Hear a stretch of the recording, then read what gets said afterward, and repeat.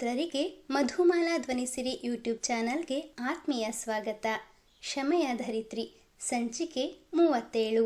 ಅವಿನಾಶನೊಂದಿಗೆ ಮನದ ಮಾತುಗಳನ್ನು ಹಂಚಿಕೊಳ್ಳಲು ಮುಂದಾಗಿದ್ದ ಕ್ಷಮಾಳ ಮನಸ್ಸು ಅವನ ಒಂದೇ ಒಂದು ಮಾತಿನಿಂದ ಛಿದ್ರಗೊಂಡಿತ್ತು. ಅಳತೆ ಮೀರಿ ಕಟ್ಟಿದ ಮನೆ, ಅಳತೆ ಮೀರಿ ಮಾಡಿದ ಸಾಲ, ಅದ್ಧೂರಿಯಾಗಿ ಮಾಡಿದ ಮದುವೆ, ಸರಳತೆಗೆ ಮೀರಿ ತೋರಿಕೆಯ ಬದುಕು, ಅತಿಯಾಗಿ ಒಬ್ಬರ ಮೇಲಿರುವ ನಂಬಿಕೆ, ಅಪಾರವಾದ ಪ್ರೀತಿ ವಿಶ್ವಾಸ, ಇದರಿಂದ ಯಾವತ್ತೂ ಒಳ್ಳೆಯದಲ್ಲ. ಮಹಾನ್ ವಚನಕಾರರ ಕೆಲವು ವಚನಗಳನ್ನು ಬೋಧಿಸಿ ಅಂದಿನ ತರಗತಿ ಮುಗಿಸಿ ಹೊರಬಂದ ಕ್ಷಮ ಶಿಕ್ಷಕರ ಕೊಠಡಿಯನ್ನು ಹೊಕ್ಕಳು. ಅವಳು ಒಳಗೆ ಕಾಲಿಡುತ್ತಿದ್ದಂತೆ ಅವಳ ಬರುವಿಕೆಯನ್ನೇ ಎದುರು ನೋಡುತ್ತಿದ್ದ ವಿದ್ಯಾನಾಯಕ್, ಕ್ಷಮಾ ಮೇಡಮ್, ನಿಮ್ಮ ಫೋನನ್ನು ವೈಬ್ರೇಷನ್ ಮೋಡ್ನಲ್ಲಿ ಇಟ್ಟಿರೋದು ಒಳ್ಳೆಯದಾಯಿತು. ಇಲ್ದಿದ್ರೆ ಅದು ಬಡಿದುಕೊಳ್ಳೋ ಸದ್ದಿಗೆ ಇವತ್ತು ನಿಮಗೆ ಪಾಠ ಮಾಡಲಿಕ್ಕೆ ಬಿಡ್ತಾ ಇರಲಿಲ್ಲ ಅನ್ನಿಸ್ತದೆ ಎಂದಾಗ, ಯಾಕೆ ಮೇಡಮ್, ಎಂತಾಯಿತು?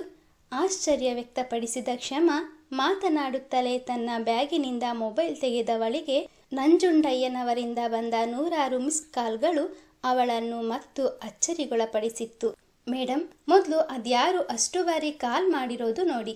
ಎಂತಾದರೂ ಅರ್ಜೆಂಟ್ ವಿಷಯ ಇರಬಹುದು. ಶಾಲೆಯಲ್ಲಿ ಮೊಬೈಲ್ ಬಳಸುವಂತಿಲ್ಲ ಎಂದು ತಾವೇ ಮಾಡಿದ್ದ ನಿಯಮವನ್ನು ವಿದ್ಯಾನಾಯಕ್ ತಾತ್ಕಾಲಿಕವಾಗಿ ಸ್ಥಗಿತಗೊಳಿಸಿದಂತಿತ್ತು. ಮೇಡಮ್, ಅದು ಶಾಲಾ ನಿಯಮವನ್ನು ಮುರಿಯಲು ಮನಸ್ಸಿಲ್ಲದ ಕ್ಷಮ ರಾಗ ಎಳೆದಳು.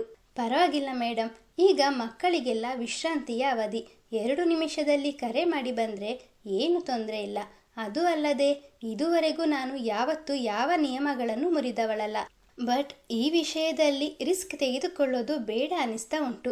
ಯಾರಾದರೂ ಸುಮ್ಮನೆ ಮಾತನಾಡೋದಕ್ಕೆ ಕಾಲ್ ಮಾಡಿದರೆ 1-2 ಬಾರಿ ಮಾಡಿ ಸುಮ್ಮನಾಗ್ತಿದ್ರು. ಆದರೆ ಇದು ಖಂಡಿತ ಯಾವುದೋ ಎಮರ್ಜೆನ್ಸಿ ಕಾಲ್ ಇರಬೇಕು.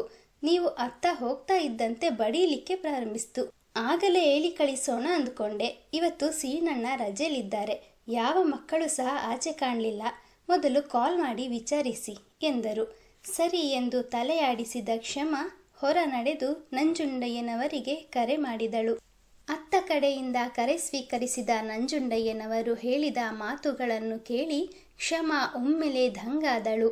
ರಭಸವಾಗಿ ಶಿಕ್ಷಕರ ಕೊಠಡಿಗೆ ನಡೆದು ಬಂದು ಮುಖ್ಯೋಪಾಧ್ಯಾಯನಿಗೆ ವಿಷಯ ತಿಳಿಸಿ ಅರ್ಧ ದಿನದ ರಜೆ ಕೇಳಿ ತನ್ನ ಬ್ಯಾಗನ್ನು ಹೆಗಲಿಗೇರಿಸಿಕೊಂಡು ವೇಗವಾಗಿ ಬಸ್ ನಿಲ್ದಾಣದತ್ತ ಹೆಜ್ಜೆ ಹಾಕಿದಳು. ಕ್ಷಮ ಮನೆಗೆ ಬರುವುದನ್ನೇ ಕಾಯುತ್ತಾ ಕುಳಿತಿದ್ದ ಶ್ಯಾಮಲ ಮಗಳು ಬಂದೊಡನೆ, ಕ್ಷಮ, ಬಂದ್ಯಾ ಮಗಳೇ? ನೋಡು ನಿನ್ನ ತಂಗಿಯ ಪರಿಸ್ಥಿತಿ, ನನ್ಗ್ಯಾಕೋ ತುಂಬ ಭಯ ಆಗ್ತಾ ಇದೆ ಎಂದು ಸೆರಗು ಬಾಯಿಗಿಟ್ಟು ದುಃಖಿಸಿದರು. ಅಮ್ಮನನ್ನು ಸಮಾಧಾನ ಮಾಡಿದ ಕ್ಷಮ ಅಮೃತಾಳ ಪರಿಸ್ಥಿತಿ ನೋಡಿ ಮರುಕಪಟ್ಟಳು. ಮಗಳು ಇದ್ದಕ್ಕಿದ್ದಂತೆ ತಲೆ ಸುತ್ತು ಬಂದು ನೆಲಕ್ಕುರುಳಿದಾಗ ಗಾಬರಿಗೊಂಡ ಶ್ಯಾಮಲ ಏನು ಮಾಡಬೇಕೆಂದು ತೋಚದೆ ನೆರೆಮನೆಯ ಸೀತಮ್ಮನ ಮನೆಗೆ ಧಾವಿಸಿ ನಂಜುಂಡಯ್ಯನವರನ್ನು ಕರೆತಂದಿದ್ದರು. ನೋಡಮ್ಮ ಕ್ಷಮ, ಬೆಳಗ್ಗೆಯಿಂದ 6-7 ಬಾರಿ ವಾಂತಿ ಆಯ್ತಂತೆ. ಶ್ಯಾಮಲಕ್ಕ ನನಗೆ ವಿಷಯ ತಿಳಿಸಿದಾಗ ನಾನು ಆಸ್ಪತ್ರೆಗೆ ಕರೆದುಕೊಂಡು ಹೋಗೋಣ ಅಂದೆ. ಆದರೆ ನೀನು ಬಂದ ಮೇಲೆ ಹೋಗುವ ಅಂದ್ರು. ನಿನಗಾಗಿಯೇ ಕಾಯ್ತಾ ಇದ್ದೆವು. ಬೇಗ ಹೊರಡಿ, ನಾನು ಆಟೋ ತರ್ತೇನೆ ಎಂದು ನಂಜುಂಡಯ್ಯನವರು ಹೊರ ನಡೆದರು. ಸದಾ ಆಪತ್ತಿಗಾಗುತ್ತಿದ್ದ ನಂಜುಂಡಯ್ಯನವರು ಈ ಬಾರಿಯೂ ಸಹಾಯಕ್ಕೆ ನಿಂತರು. 5 ನಿಮಿಷಗಳೊಳಗೆ ಆಟೋ ಕ್ಷಮಾಳ ಮನೆಯ ಮುಂದೆ ಬಂದು ನಿಂತಿತ್ತು. ಮಧ್ಯಾಹ್ನದ ಹೊತ್ತಿಗೆ ಊಟಕ್ಕೆ ಬಂದಿದ್ದ ನಂಜುಂಡಯ್ಯನವರ ಕೆಲಸಕ್ಕೆ ತೊಂದರೆಯಾಗಬಾರದೆಂದು ಅವರನ್ನು ಆಸ್ಪತ್ರೆಗೆ ಬರುವುದು ಬೇಡವೆಂದು ಹೇಳಿದ ಕ್ಷಮ ಅವರು ಮಾಡಿದ ಉಪಕಾರಕ್ಕೆ ಕೈ ಮುಗಿದು ಕೃತಜ್ಞತೆ ತಿಳಿಸಿದಳು. ಆಯ್ತು ಮಗಳೇ, ಎಂತಾದರೂ ಮುಖ್ಯವಾದ ವಿಷಯ ಇದ್ರೆ ಕರೆ ಮಾಡು, ಬರ್ತೇನೆ ಎಂದು ಆಟೋ ಚಾಲಕನ ಸಹಾಯ ಪಡೆದು ಪ್ರಜ್ಞೆ ತಪ್ಪಿದ್ದ ಅಮೃತಾಳನ್ನು ಆಟೋದಲ್ಲಿ ಕೂರಿಸಿ ತಮ್ಮ ಮನೆಯತ್ತ ಹೆಜ್ಜೆ ಹಾಕಿದರು. ಅಮ್ಮ, ಇದೆಲ್ಲ ಏನು? ಅಮೃತ ಯಾಕೆ ಈ ರೀತಿ ಪ್ರಜ್ಞೆ ತಪ್ಪಿ ಬಿದ್ದಿದ್ದಾಳೆ? ಮಡಿಲಿನಲ್ಲಿ ತಂಗಿಯನ್ನು ಮಲಗಿಸಿಕೊಂಡಿದ್ದ ಕ್ಷಮ ಆತಂಕಗೊಂಡಳು. ನನಗೂ ಸರಿಯಾಗಿ ಗೊತ್ತಿಲ್ಲ ಕ್ಷಮ. ನಿನ್ನೆ ನೋಡಿದ್ರೆ ಮನೆಗೆ ಬರುವಾಗ ಬಹಳ ತಡ ಆಗಿತ್ತು. ಕೇಳಿದ್ಕೆ ಗೆಳತಿಯ ಮನೆಗೆ ಓದೋದಕ್ಕೋಗಿದ್ದೆ. ಎಷ್ಟು ಪ್ರಶ್ನೆ ಕೇಳ್ತೀಯ ಅಂತ ನನ್ನನ್ನೇ ಹೇಗೆ ದಬಾಯಿಸಿದ್ಲು ಅಂತ ನೀನೇ ನೋಡಿದ್ಯಲ್ಲ. ಬೆಳಗ್ಗೆ ನೀನು ಕೆಲಸಕ್ಕೆ ಹೊರಟ ಮೇಲೆ, ಅಮ್ಮ ಇವತ್ತು ನಾನು ಕಾಲೇಜಿಗೆ ಹೋಗೋದಿಲ್ಲ, ಯಾಕೋ ತುಂಬ ಆಯಾಸ ಅನ್ನಿಸ್ತಿದೆ, ಮನೇಲೇ ಇದ್ದು ವಿಶ್ರಾಂತಿ ತಗೊಳ್ತೀನಿ ಅಂದ್ಲು. ಹೋಗ್ಲಿ, ನಿನ್ನೆ ರಾತ್ರಿ ಇಡೀ ಕುಳಿತು ಓದ್ಕೊಂಡಿದ್ದಾಳೆ, ಅದಕ್ಕೆ ಆಯಾಸವಾಗಿರ್ಬೋದು ಅಂತ ನಾನು ಸುಮ್ಮನಾದೆ. ಆದ್ರೆ ತಿಂಡಿ ತಿಂದು ಒಂದು ನಿಮಿಷವೂ ಕಳೆದಿರ್ಲಿಲ್ಲ. ಆಗ್ಲೇ ತಿಂದದ್ದೆಲ್ಲ ವಾಂತಿ ಮಾಡ್ಕೊಂಡ್ಲು. ಪಿತ್ತ ಜಾಸ್ತಿ ಆಗಿರ್ಬೋದು ಅಂತ ನಿಂಬೆಹಣ್ಣಿನ ಪಾನಕ ಮಾಡಿಕೊಟ್ಟೆ.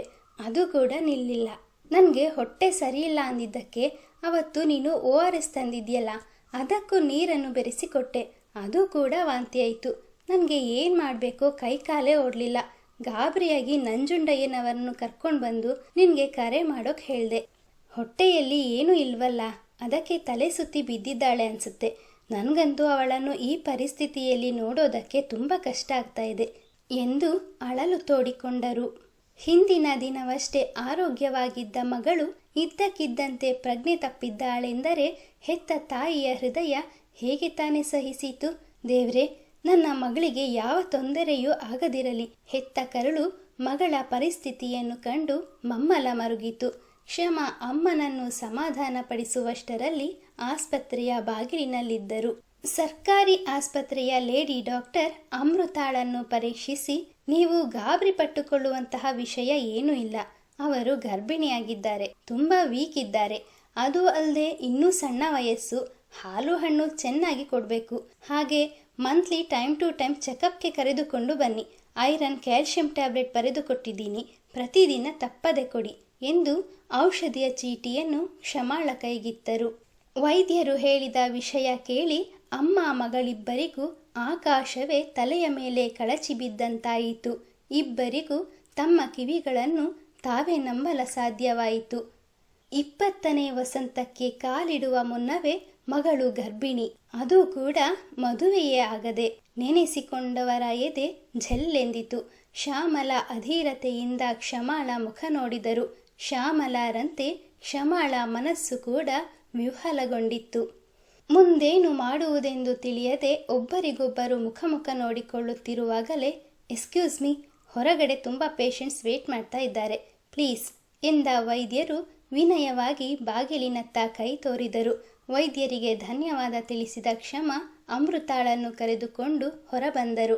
ಅಮೃತ ಏನು ಮಾತನಾಡದೆ ಕಲ್ಲಿನಂತೆ ನಿಂತಿದ್ದಳು. ಬಾಡಿ ಹೋದ ಮುಖದ ಮೇಲೆ ಬೆವರ ಹನಿಗಳು ಮೂಡಿದ್ದವು. ಭಯದಿಂದ ಅವಳ ಕೈಕಾಲುಗಳು ತರತರನೆ ನಡುಗುತ್ತಿದ್ದವು. ಅಮ್ಮ ಅಕ್ಕ ಕೇಳುವ ಪ್ರಶ್ನೆಗಳಿಗೆ ಉತ್ತರಿಸಲು ಮನದಲ್ಲಿಯೇ ಸಜ್ಜಾಗುತ್ತಿದ್ದಳಾದರೂ ಅವರನ್ನು ಎದುರಿಸುವ ಧೈರ್ಯ ಅವಳಲ್ಲಿರಲಿಲ್ಲ. ಮಾಡೋದು ಮಾಡಿ ಮಳ್ಳಿ ಹಾಗೆ ನಿಂತಿರೋದು ನೋಡು. ಶ್ಯಾಮಲ ಮಗಳನ್ನು ತರಾಟೆಗೆ ತೆಗೆದುಕೊಳ್ಳುವ ಮುನ್ನವೇ ಅವರನ್ನು ತಡೆದ ಕ್ಷಮ, ಅಮ್ಮ, ಇದು ಆಸ್ಪತ್ರೆ, ದಯವಿಟ್ಟು ಇಲ್ಲಿ ಗಲಾಟೆ ಮಾಡೋದು ಬೇಡ, ಏನಿದ್ರೂ ಮನೆಗೆ ಹೋಗಿ ಮಾತನಾಡೋಣ ಎಂದು ಅಮ್ಮನನ್ನು ಸಮಾಧಾನಪಡಿಸಿದಳು. ಶ್ಯಾಮಲ ತಮ್ಮ ಕೋಪವನ್ನು ನುಂಗಿಕೊಂಡು ಮೌನವಾದರು. ಬಳಿಕ ಆಟೋ ಹತ್ತಿದ ಮೂವರು ಕೆಲ ಸಮಯಗಳಲ್ಲಿಯೇ ಮನೆ ತಲುಪಿದ್ದರು. ಮನೆಯ ಒಳಗೆ ಕಾಲಿಡುತ್ತಿದ್ದಂತೆ ಅಮೃತ ಯಾವ ಪರಿಸ್ಥಿತಿಯಲ್ಲಿ ಇದ್ದಾಳೆಂಬುದನ್ನು ಮರೆತು ಅವಳ ಜುಟ್ಟು ಹಿಡಿದು ನೆಲಕ್ಕೆ ಬೀಳಿಸಿದ ಶ್ಯಾಮಲ ಅವರಿಗೆ ಸಮಾಧಾನ ಆಗುವವರೆಗೂ ಅವಳ ಕೆನ್ನೆಗೆ ರಪರಪನೆ ಬಾರಿಸಿದರು. ಅಮ್ಮ, ದಯವಿಟ್ಟು ಹೊಡಿಬೇಡ, ನೋವಾಗ್ತಾ ಉಂಟು. ಅಮೃತಾಳ ಮಾತುಗಳು ಶ್ಯಾಮಲಾರ ಕಿವಿಗೆ ಬೀಳಲೇ ಇಲ್ಲವೆಂಬಂತೆ ಕಲ್ಲಿನಲ್ಲಿ ಬಟ್ಟೆ ಒಗೆಯುವಂತೆ ಸಿಕ್ಕಲ್ಲಿ ಹೊಡೆದು ಅವಳನ್ನು ಹಣ್ಣುಗಾಯಿ ನೀರುಗಾಯಿ ಮಾಡಿದರು. ನಮಗೆ ಹೊಟ್ಟೆ ಉರಿಸಿ ನೀನು ಹೊಟ್ಟೆ ತುಂಬಿಸ್ಕೊಂಡು ಬಂದಿದೆಯಲ್ಲ, ನಮ್ಮ ನೋವಿನ ಮುಂದೆ ನಿನ್ನ ನೋವೇನು ದೊಡ್ಡದಲ್ಲ. ಕಾಲೇಜಿಗೆ ಹೋಗಿ ಅಕ್ಕನ ಹಾಗೆ 2 ಅಕ್ಷರ ಕಲಿತು ನಿನ್ನ ಕಾಲ್ಮೇಲೆ ನೀನು ನಿಂತುಕೊಳ್ಳುವಂತಾಗಲಿ ಅಂತ ನೀನು ಕೇಳಿದ್ದನ್ನೆಲ್ಲ ಇಲ್ಲ ಅನ್ನದೆ ಕೊಡಿಸಿದ್ಕೆ ಇವತ್ತು ನಮಗೆ ಒಳ್ಳೆಯ ಮರ್ಯಾದೆಯನ್ನೇ ತಂದುಕೊಟ್ಟೆ. ಇನ್ನು ಕೆಲವೇ ದಿನಗಳಲ್ಲಿ ನಿನ್ನ ಅಕ್ಕನ ಮದುವೆ ಇದೆ. ಅವಿನಾಶನಿಗೆ ಅವನ ಮನೆಯ ಕಡೆಯವರಿಗೆ ಈ ವಿಷಯ ಗೊತ್ತಾದರೆ ಅವರು ನಮ್ಮ ಬಗ್ಗೆ ತಪ್ಪು ತಿಳ್ಕೊಳ್ಳೋದಿಲ್ವಾ? ಇಷ್ಟು ದಿನ ಹಣ ಹಣ ಅಂತ ಅವಳನ್ನು ತಿಂದು ಮುಗ್ತಿದ್ರಿ. ಇನ್ನಾದರೂ ಅವಳಿಗೆ ಮದುವೆ ಮಾಡಿ ಗಂಡನ ಮನೆಗೆ ಕಳಿಸಿಬಿಡೋಣ, ಆಗ್ಲಾದರೂ ಅವಳು ನೆಮ್ಮದಿಯಿಂದ ಇರ್ತಾಳೆ ಅಂತ ಏನೇನೋ ಆಸೆ ಪಟ್ಟಿದ್ದೆ. ನನ್ನ ಆಸೆ ಕನಸುಗಳೆಲ್ಲ ಹೊಳೆಯಲ್ಲಿ ಹುಣಸೆ ಹಣ್ಣು ತೊಳೆಯುವಂತೆ ಈ ಪಾಪದ ಕೆಲಸದಿಂದ ಒಂದೇ ಏಟಿಗೆ ನಿರ್ನಾಮ ಮಾಡಿದ್ಯಲ್ಲ. ನೀನು ನಿನ್ನ ಬೆನ್ನಿಗೆ ಹುಟ್ಟಿದ ಆ ನಿನ್ನ ಸೋಂಬೇರಿ ತಮ್ಮ ಇಬ್ಬರು ಇರೋವರೆಗೂ ಇವಳಿಗೆ ಸಂತೋಷವೇ ಇರೋದಿಲ್ಲ. ಶ್ಯಾಮಲ ಉನ್ಮಾದಕ್ಕೊಳಗಾದವರಂತೆ ಖಿನ್ನ ಮನಸ್ಕಳಾಗಿ ಗೋಡೆಗೊರಗಿ ನಿಂತಿದ್ದ ಕ್ಷಮಾಳ ದುಪ್ಪಟ್ಟವನ್ನು ಎಳೆದು ಹೆತ್ತ ಮಗಳೆಂದು ನೋಡದೆ ಅಮೃತಾಳ ಕುತ್ತಿಗೆಗೆ ಕುಣಿಕೆ ಹಾಕಲು ಮುಂದಾದರು. ಅಮ್ಮ, ಎಂತ ಮಾಡ್ತಾ ಇದ್ದೀರಾ? ದಯವಿಟ್ಟು ಅವಳನ್ನು ಬಿಟ್ಟು ಬಿಡಿ, ಸತ್ತು ಹೋಗ್ತಾಳೆ. ಶಮ ಅಮ್ಮನ ಕೈ ಹಿಡಿದು ಹಿಂದಕ್ಕೆ ಎಳೆದಳು. ಹೋದ್ರೆ ಹೋಗ್ತಾಳ್ಬಿಡು, ಒಂದು ಪೀಡೆ ತೊಲಗ್ತು ಅಂತ ತಲೆ ಮೇಲೆ ನೀರು ಹಾಕ್ಕೊಳ್ತೀನಿ. ಇಂಥ ಮಾನಗೆಟ್ಟವಳು ಬದುಕಿರೋದ್ಕಿಂತ ಸಾಯೋದೇ ಮೇಲು. ಇವಳು ಮಾಡ್ಕೊಂಡು ಬಂದಿರೋ ಈ ಅನಿಷ್ಟ ಕೆಲಸ ನಿನ್ನ ಮದುವೆಗೂ ಇಲ್ಲಿ ಮುಳ್ಳಾಗುತ್ತೋ ಅಂತ ಭಯ ಆಗ್ತಿದೆ ಮಗಳೇ. ಆಕಾಶವೇ ಕಳಚಿ ತಲೆಯ ಮೇಲೆ ಬಿದ್ದಂತೆ ತಲೆಯ ಮೇಲೆ ಕೈ ಹೊತ್ತು ಕುಳಿತ ಶ್ಯಾಮಲಾರ ಧ್ವನಿ ಗದ್ಗದಿತವಾಯಿತು. ಅಮ್ಮ, ನೀವು ನನ್ನ ಮದುವೆಯ ಬಗ್ಗೆ ಯೋಚನೆ ಮಾಡಬೇಡಿ. ಅವಿನಾಶ್ ತುಂಬ ಒಳ್ಳೆಯವರು. ಪರಿಸ್ಥಿತಿಯನ್ನು ಅರ್ಥ ಮಾಡಿಕೊಂಡು ಅವರು ಖಂಡಿತ ನನ್ನನ್ನು ಮದುವೆ ಆಗ್ತಾರೆ. ಈಗ ನಾವು ಯೋಚನೆ ಮಾಡಬೇಕಾಗಿರೋದು ಅಮೃತಾಳ ಬಗ್ಗೆ. ಅಚೇತನಳಾಗಿ ನುಡಿದ ಕ್ಷಮ ಅಮ್ಮನ ಏಟನ್ನು ಸಹಿಸಲಾಗದೆ ನೆಲದಲ್ಲಿ ಬಿದ್ದು ಒದ್ದಾಡುತ್ತಿದ್ದ ಅಮೃತಾಳನ್ನು ಕೊಳ್ಳಿರಿಸಿ ಕಕ್ಕುಲತೆಯಿಂದ ನೀರು ಕುಡಿಸಿ ಸಂತೈಸಿದಳು. ಲೋಕಜ್ಞಾನದ ಅರಿವಿಲ್ಲದ ತಂಗಿ ಯಾರದ್ದೋ ತೆವಲಿಗೆ ಬಲಿಯಾಗಿ ಹಳೆಂದು ಅರಿತ ಕ್ಷಮ ದುಷ್ಕೃತ್ಯ ಎಸಗಿದ ಅಪರಿಚಿತನನ್ನು ನೆನೆದು ಕೋಪದಿಂದ ಹಲ್ಲು ಕಡಿದಳು. ಅಮೃತ, ಎಂತಕ್ಕೆ ಹೀಗೆ ಮಾಡ್ಕೊಂಡೆ? ನಿನ್ನ ತಲೆ ಕೆಡಿಸಿ ನಿನ್ಗೆ ಈ ರೀತಿ ಮೋಸ ಮಾಡಿದವರ್ಯಾರು? ಪ್ರೀತಿಯ ತಂಗಿಯ ತಲೆ ನೇವರಿಸಿ ಮೃದುವಾಗಿ ಮಾತನಾಡುತ್ತಾ ಸತ್ಯವನ್ನು ತಿಳಿದುಕೊಳ್ಳುವ ಪ್ರಯತ್ನ ಮಾಡಿದಳು. ಅಮೃತಾಳ ಶೋಚನೀಯ ಸ್ಥಿತಿಗೆ ಕಾರಣರಾರು? ನಿರೀಕ್ಷಿಸಿ ಮುಂದಿನ ಸಂಚಿಕೆಯಲ್ಲಿ. ಪ್ರೀತಿಯ ಮಿತ್ರರೇ, ಕಥೆಯ ಬಗ್ಗೆ ನಿಮ್ಮ ಅನಿಸಿಕೆ ಅಭಿಪ್ರಾಯಗಳನ್ನು ಕಮೆಂಟ್ನ ಮೂಲಕ ತಿಳಿಸಿ. ಹಾಗೆ ನೀವಿನ್ನೂ ನಮ್ಮ ಚಾನಲನ್ನು ಸಬ್ಸ್ಕ್ರೈಬ್ ಮಾಡಿಕೊಂಡಿಲ್ಲ ಅಂದರೆ ಸಬ್ಸ್ಕ್ರೈಬ್ ಮಾಡಿಕೊಂಡು ನಮ್ಮನ್ನು ಪ್ರೋತ್ಸಾಹಿಸಿ. ಧನ್ಯವಾದಗಳು.